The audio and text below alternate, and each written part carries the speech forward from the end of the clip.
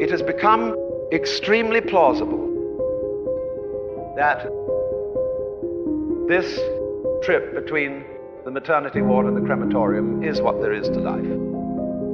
But when you consider this attitude, what is the poetic counterpart of it? Man is a little germ that lives on an unimportant rock ball that revolves about an insignificant star on the outer edges of one of the smaller galaxies.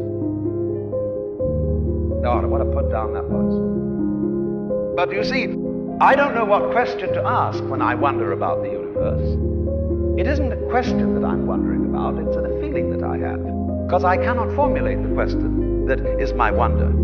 The moment my mouth opens to utter it, I suddenly find I'm talking nonsense.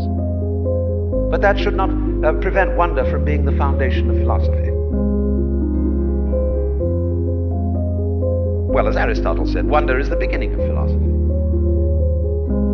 Because it strikes you that existence is very, very strange.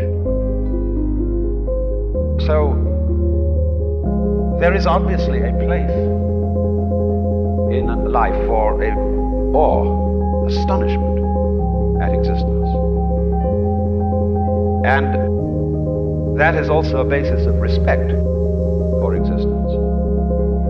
We don't have very much of it in this culture, even though we call it materialistic. A materialist is a person who loves material. In the culture that we call materialistic today, we are, of course, bent on the total destruction of material and its conversion into junk and poisonous gas as quickly as possible.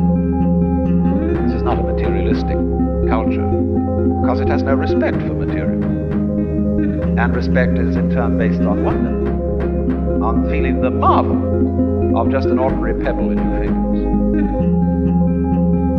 And then more so when this so-called insignificant little creature has inside his skull a neurological contraption that is able to center itself in the midst of these incredible expanse of galaxies and start measuring the whole thing.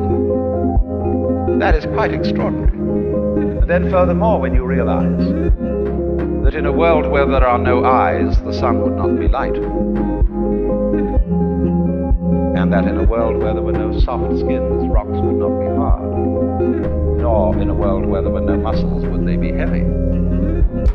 Existence is relationship, and you are an active element.